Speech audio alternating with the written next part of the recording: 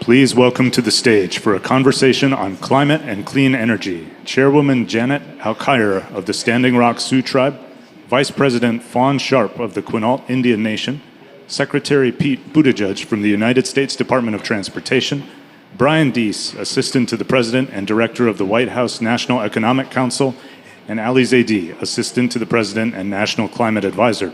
This discussion will be moderated by Brian Newland, Assistant Secretary for Indian Affairs at the United States Department of the Interior. Can you guys hear me? All right. Good afternoon, everybody. Ani Buju Indanawe Maganaduk Minogijip. My name is Brian Newland. I serve as Assistant Secretary for Indian Affairs here at the Department of the Interior. And we have an exciting panel this afternoon to help get you out of your food coma after that wonderful lunch and performance. So we're going to cut right to it.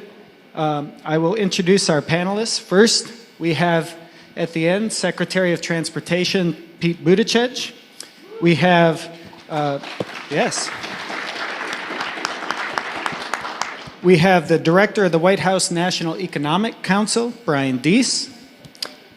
We have the President's National Climate Advisor, Ali Zaidi, President Fawn Sharp, known to you all, and Chairwoman Janet Alkire of the Standing Rock Sioux Tribe.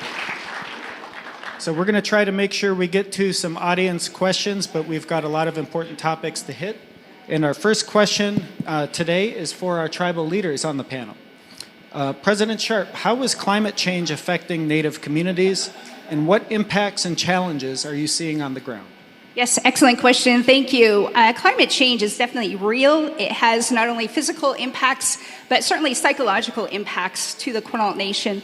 We have lived for millennia on the coast of the state of Washington, and I am currently working on relocating 2 of our villages to higher ground. We see sea level rise. Highway 101, our only access road to Quinault, is now about to go into the ocean. And we have elders who live to be close to 100, living right on the coastline when large waves have crashed into Quinault. And so our village is underwater. The place where our ancestors signed our treaty is underwater. And so climate change is real, and it's threatening everything that relates to Quinault's life right now. Thank you, President Sharp. Chairwoman Alkire. Thank you. Hani Washte. My name is Janet Alkire. As you know, I'm the chairwoman of the Standing Rock Sioux Tribe. I'm really honored to be on this panel with these esteemed colleagues here and experts in this area. For me, I've been the tribal chair for Standing Rock for 1 year. I'm pretty new, and I'll be honest, I was very nervous to come and sit in front of all you tribal leaders that have been doing this for a really long time. But I am honored to be here and speak for my people. Yesterday, I talked about the coming and what is happening at Standing Rock, and thinking about it, I was thinking, you know, in this room right now, we have every single one of you are water protectors. And we at Standing Rock, thank you for coming when we needed you. We'll always say that. I think the chairman before me said that. The chairman that's going to come after me will say that, because it comes down to protecting our water, protecting our environment for our people, and climate change.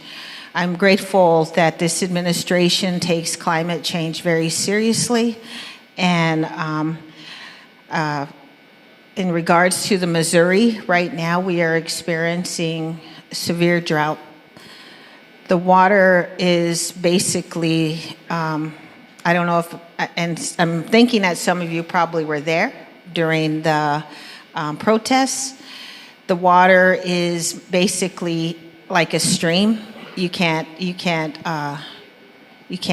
really take a boat in it. Our boats get stuck on the Missouri because some of it's only 1 foot tall, 1 foot.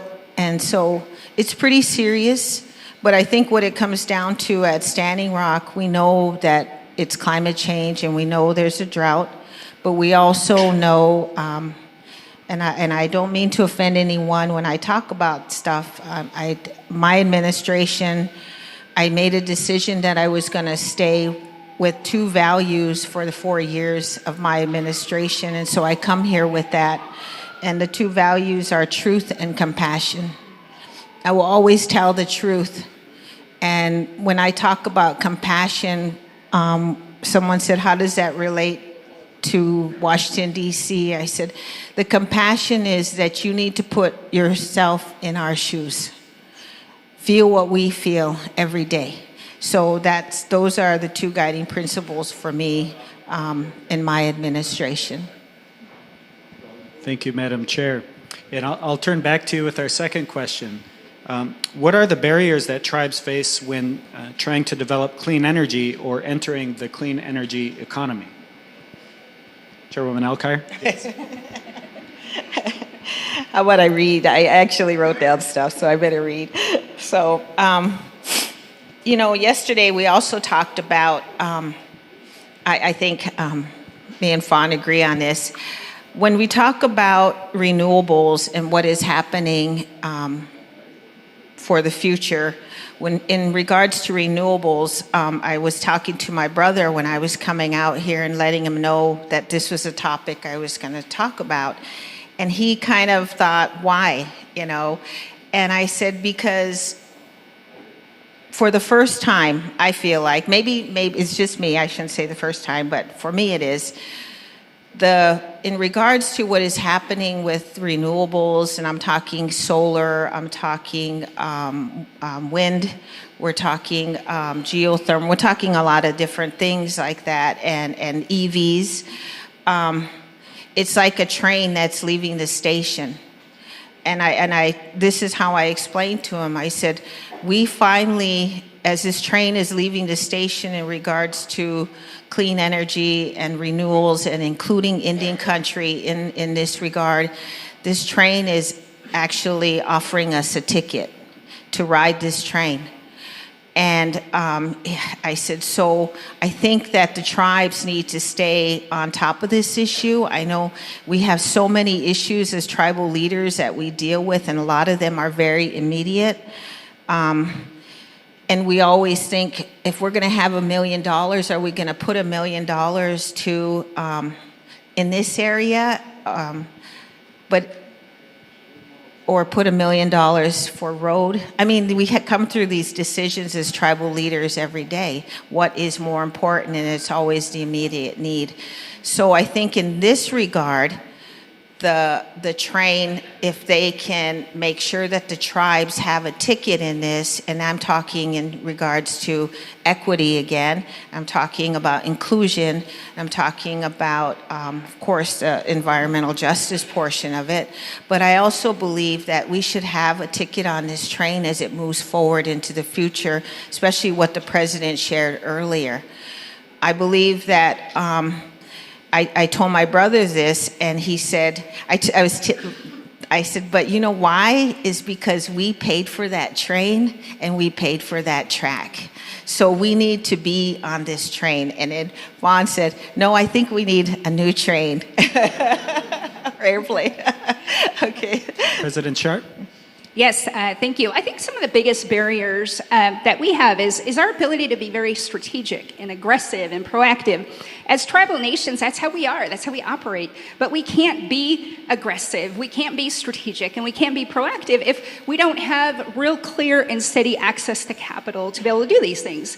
I mean, tribal nations have done this for millennia. We have new and emerging science. We know the connection that we have to our natural world, our homelands. We know what it needs. We know how to bring healthy salmon runs back. We know we have this long history, but our inability to access capital to be able to do this in a very strategic way has been a major barrier. And so this morning, with the announcement to the Quinault Nation, we now have a good 25% of what we need to relocate our village to higher ground. So thank you, Seokwil, for that. And that's has been a major barrier for us to aggressively move out of the tsunami zone. So thank you.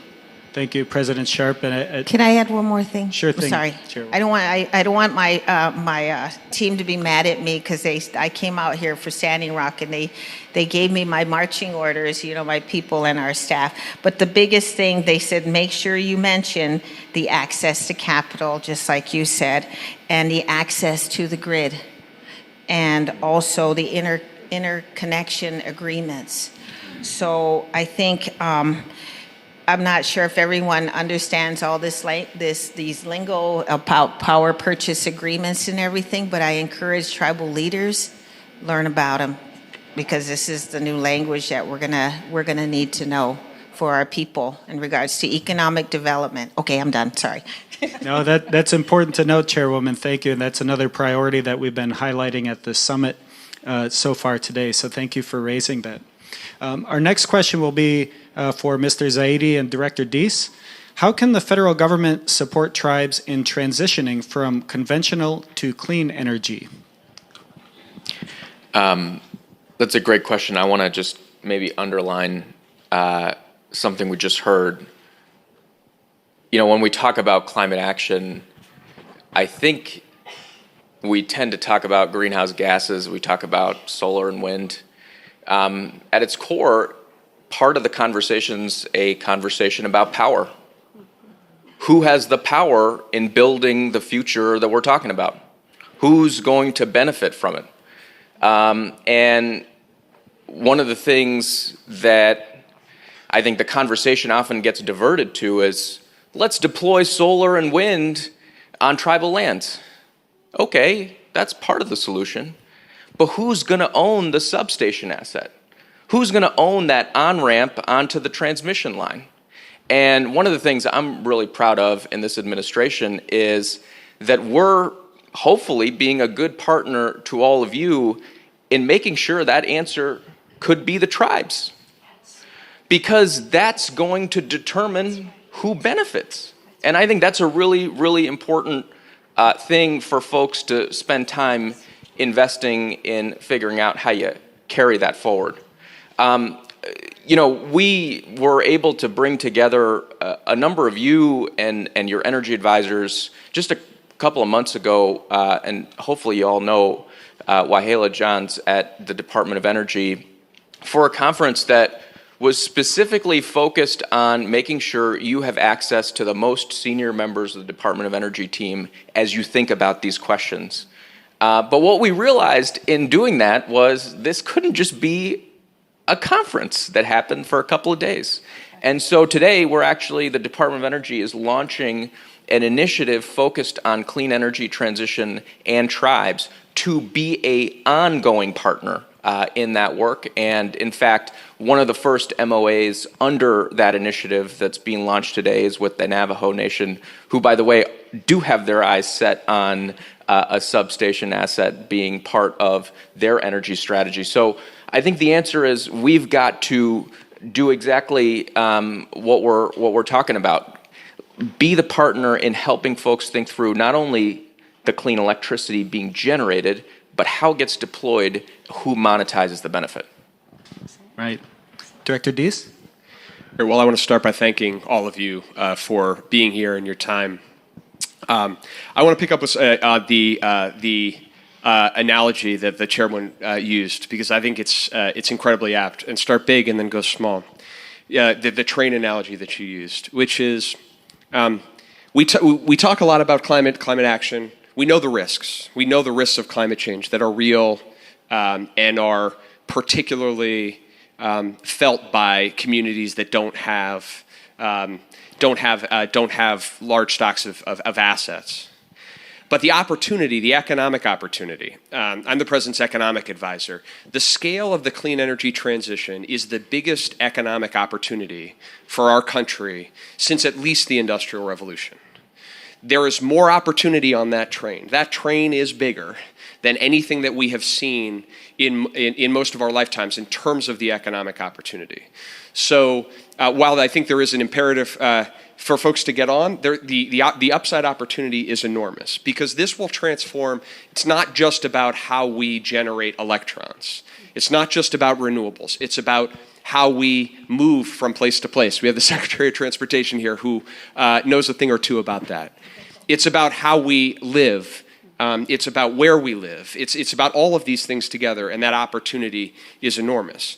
That's my big point number one. But the point number two is that the communities that have powered this country and that have harnessed our fossil resources for decades are the communities that need to be at the front edge of this transition.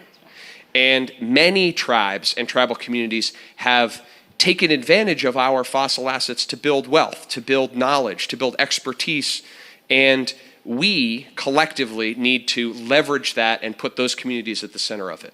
And so the one thing I just want to make sure you are all aware of is that one of the first executive orders, one of the first actions this president took upon becoming president was establishing an interagency working group on coal and fossil fuel communities.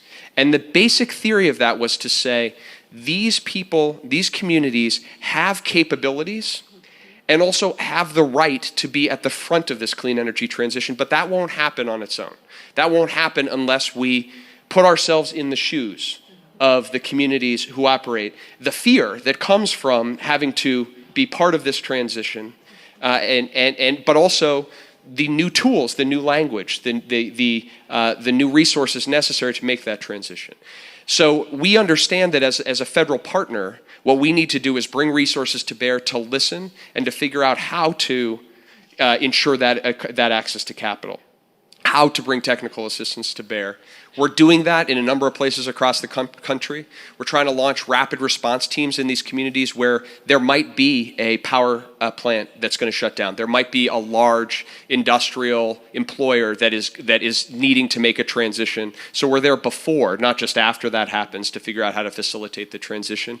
That's a commitment from us and a commitment from the president to try to make this work. And I think one of the more concrete ways in which you answer your question, how the federal government can actually be a partner in accelerating this transition in an equitable way. Thank you, Director Deese. Mr. Secretary, I want to bring you into this conversation because when we're talking about climate change, we have to talk about the emissions from transportation, which make up over a quarter of the greenhouse gases that are emitted here in the United States. And President Biden has set an ambitious target to get to 50% electric vehicle share of auto sales in the United States by 2030. And to that end, we have the president making investments of $7.5 billion to build out the first ever nationwide EV charging network of a 500,000 EV charging stations. So, Mr. Secretary, what can the administration do to ensure that tribes are a part of the EV future of the country and that federal resources for EV development are shared equitably and that we're being supportive of tribal economies?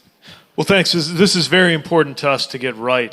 First of all, I should say how appreciative I am to be part of this and how great it is to be with tribal leaders. I've had the honor of visiting many of you in your communities, and we're so glad to be with you here in Washington. When it comes to this question, I think transportation is one of those areas that can be damaged a great deal by climate change. Just most recently, for example, we were with the Hopi community seeing H60, which affects Hopi, Navajo, and a lot of others communities and gets washed out so frequently. Just one example from around the country of what's at stake in terms of receiving the harms of climate change. But also a great opportunity to get in on that clean energy transition that Brian was talking about. And that's especially true when it comes to this electric vehicle revolution. We recognize that tribal citizens are among those who stand the most to gain. First of all, because tribal citizens are among those who have often more financial pressure on their families, and so being able to save money through the opportunity to fuel cars with electrons and not gas is very important. And secondly, for those who are living in areas that are very spread out, the longer the distances in your drive, the more savings might come to you. But all of that only works if two things are true. If you can afford these vehicles in the first place, and if you have access to places and ways to charge them, including in places that maybe today are not automatically profitable for the private sector to do on their own. And that's part of where this $7.5 billion in funding for chargers can come in. So with all of that in mind, actually one piece of news that I'm delighted that we're able to announce today is the launch of the EV Initiative for Tribal Nations. What we're doing is led by and coordinated through the White House Council on Native American Affairs. We have 10 different federal agencies, us in Interior, Department of Energy, and several others, working on how to do things like map that proposed deployment of where the EV charging infrastructure goes so that it can benefit tribal nations, prioritizing projects that serve underserved areas, including tribal lands. Providing the technical assistance to take advantage of funding opportunities, because it's whether it's here or any of our other grant programs, we hear loud and clear the voices from Indian countries saying it's great that you have all these programs, but if you expect us to compete for them, it's not always a level playing field. So we recognize needing to work on that. Providing the technical assistance to take advantage of the funding opportunities. Making sure that tribal schools are able to participate and succeed in this effort to replace diesel school buses with low or zero emission school buses, which is a real win-win for so many. Helping with tribal governments in their own purchases or leases of EV fleets, just as we're trying to do in across the federal government.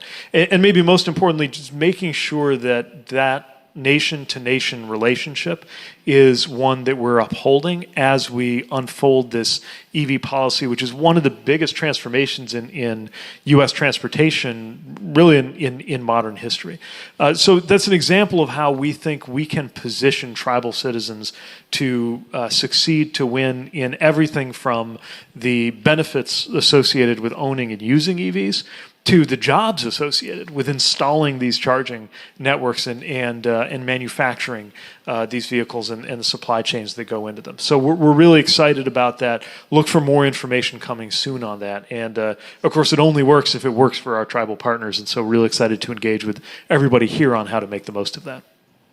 Thank you, Mr. Secretary. As a reservation resident, and so many folks here have to drive an hour or more one way just to get groceries.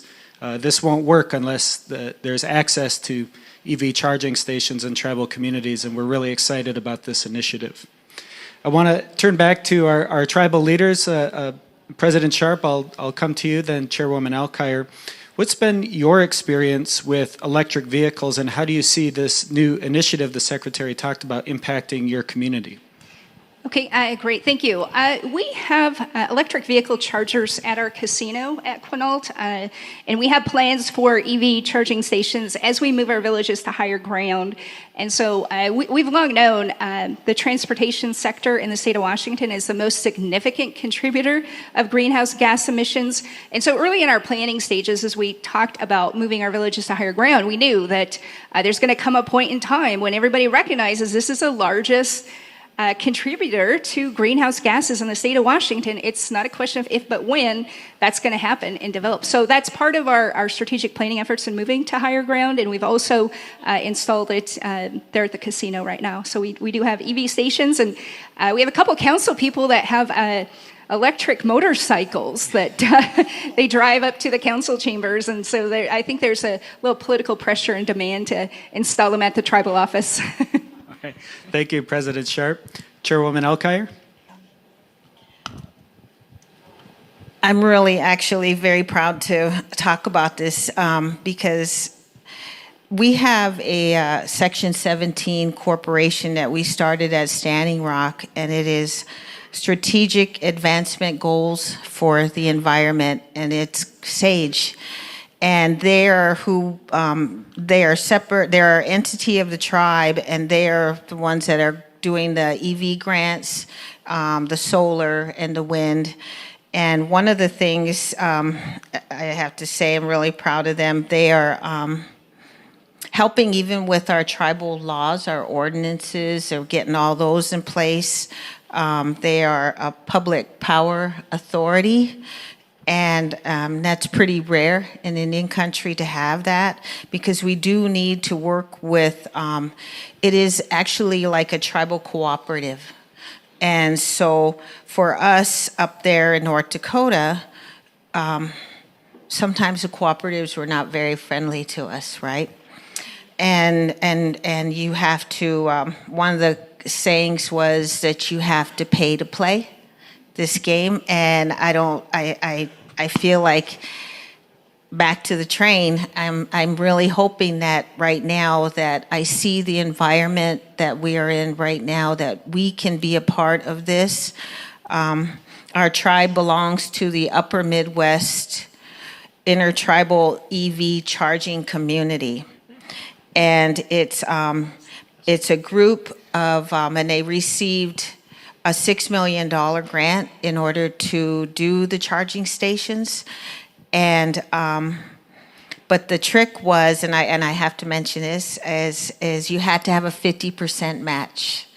And like I said, the resources for our tribes to get involved in this, it's just not easy and not feasible for us, especially making these types of decisions. But I think through that partnership, we were able to participate, and I'm really, really grateful for our SAGE SAGE Group, our corporation, for doing it and keep moving forward.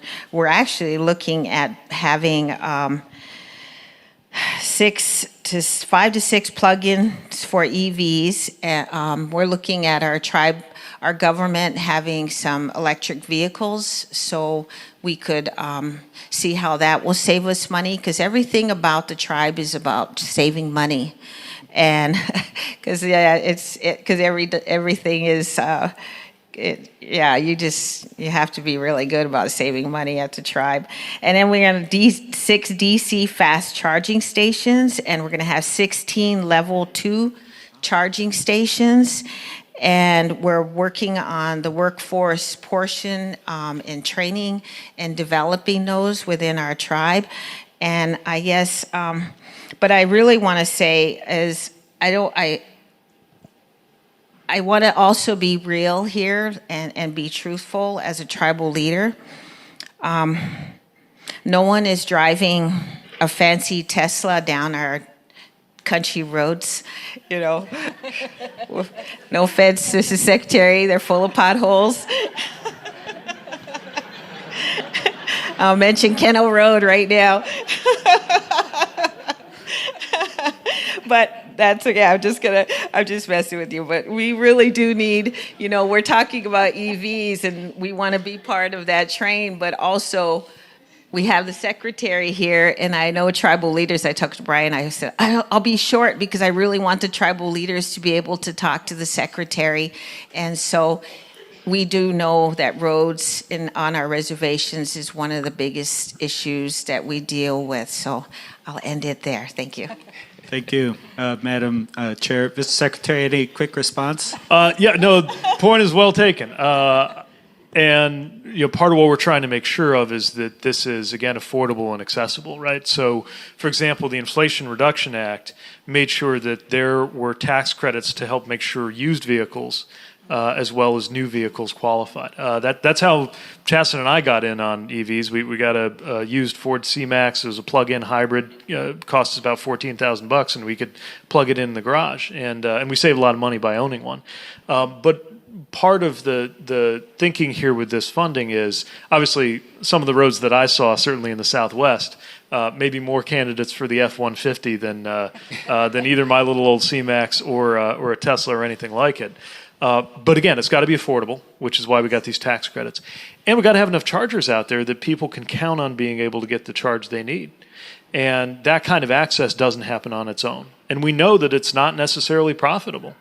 That's why we want to make sure we're intervening. So the point's well taken, but part of what it means to move into this EV revolution, right, is to frankly get away from that first chapter where it was the early adopters and it's the people in cities, with a lot of money to take a chance on a new technology, and watch this become something that people of every income level in every part of the country can take advantage of. And we're under no illusion that that's the reality today. It's exactly why we think it's so important to invest and partner together to make it a reality tomorrow. Thank you, Mr. Secretary. Mr. Zaidi, let's talk about the infrastructure law and the Inflation Reduction Act. How can these two massive investments led by President Biden support tribes in climate resilience efforts? So, Secretary was just talking about the EV tax credit. So, $14,000 used car, you get $4,000 on the hood to bring down that cost with that tax credit. If it's a new car, $7,500. That is part of a broad suite of rebates and tax credits that will help us make it more affordable for more folks to be able to take advantage of these technologies. I think what we're going to have to do is make sure that we're pairing all of these programs with the engagement that's necessary so that people actually become aware of how to use these technologies. And then, I mean, just to go to the potholes point, I think we also just have to be clear-eyed about the fact that when we talk about electric vehicles, we're talking about an environment where people pay 10, 15 cents a kilowatt hour for electricity. For some tribes, it's 4 times as high. And the big challenge that we face there is how are we actually going to shift to cheaper sources of electricity before we can harness that cheap electricity to run our cars, right? So to that end, one of the big things that we're trying to do is not only use these tools in terms of grants and rebates, but also use our procurement power. So one of the things we're announcing today is that when the federal government goes out and buys clean electricity, the president set a target to get to 100%, that we will preference tribal communities that are generating that clean electricity. And here's why that matters, because for a lot of folks, those projects have been on the margin, right? And if you build a project, maybe there's not enough demand in the community to support a whole project coming online. The federal government, other big purchasers coming in and offering to be the off-taker for a big chunk of that power, now all of a sudden that big project that could deliver electricity at something like 8, 9, 10 cents a kilowatt hour, cut people's electricity bills, can actually be a viable project. So one is the consumer rebates, the second is procurement, the third is these are not, when we talk about all these tax credits, people's eyes glaze over, and that's a pretty reasonable response to tax policy. But this is not the same old tax credit. To get the full value of a tax credit, as the code is now written, you have to get 10% of your labor hours from apprenticeships. So for a lot of you who are like, well, I don't do energy policy, well, maybe you do want to get young people into new jobs. This tax credit is for that. And for once, we've decided to be deliberate about where this stuff gets built out.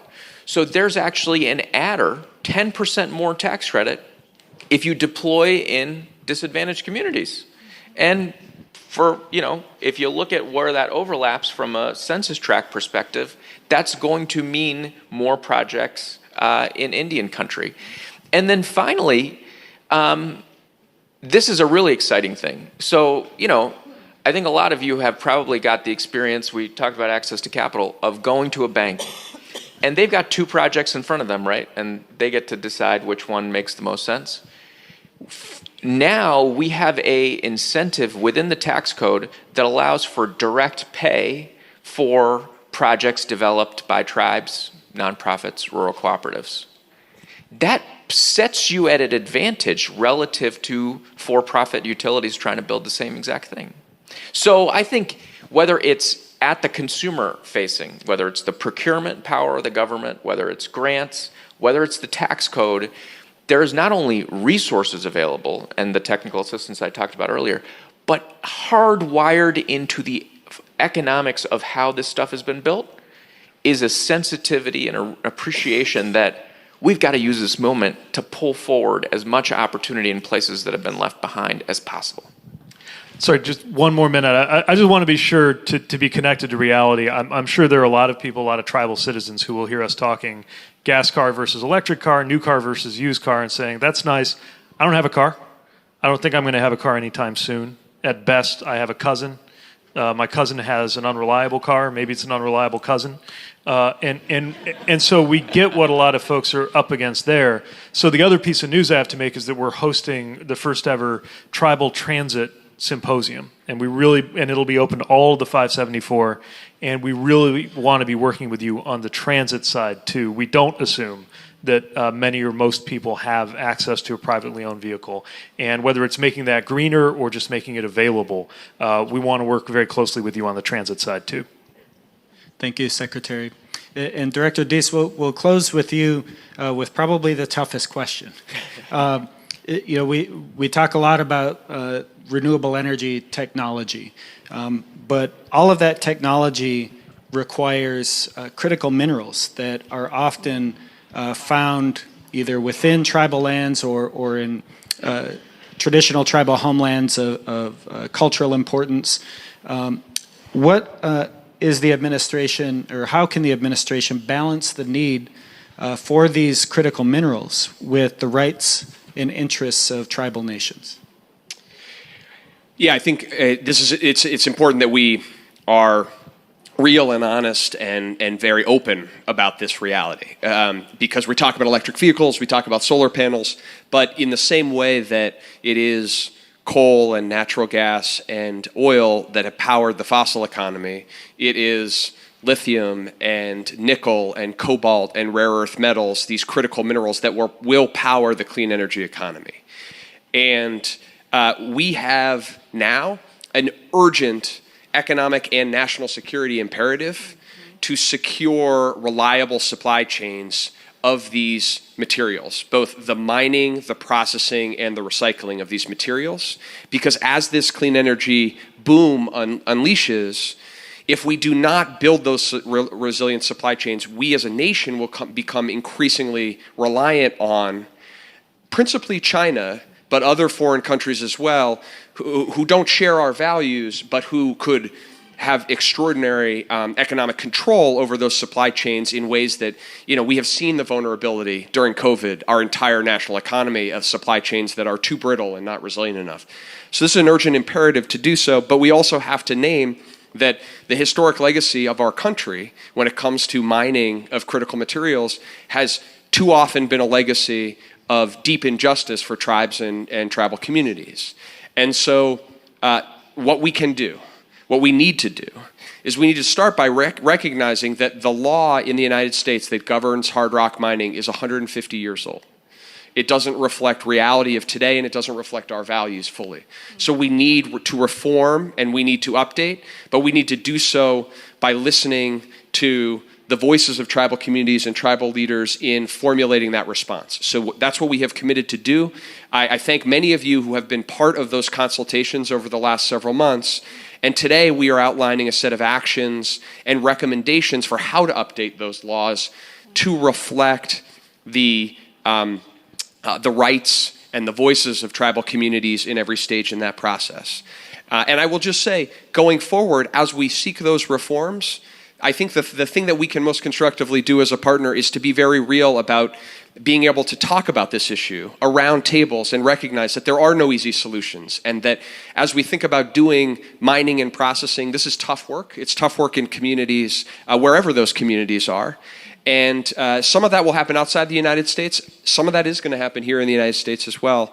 But to do so in a spirit of partnership and a recognition that our generation, now with the tools that Ali outlined in the Inflation Reduction Act and the Bipartisan Infrastructure Law, it is incumbent on our generation to build with scale and speed of the clean energy economy, but respect the rights and the values of our tribal nations in building critical mineral supply chains. That's hard, but we have the tools we need to do it.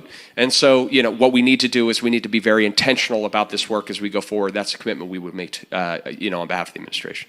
Thank you, Director Deese. Thank you to all of our panelists. I know that tribal leaders here, we know that you want to engage us in a dialogue. We want to hear from you. We have White House Counsel engagement sessions later this afternoon where we will do more listening than talking. But we have to cut this panel short at this time to make sure that we catch up for everybody who's scheduled to be here. I want to thank our panelists for a great discussion, for joining us with taking time out of their busy schedules. Again, thank all of you, and we look forward to hearing from you later this afternoon. Miigwech. I would love that.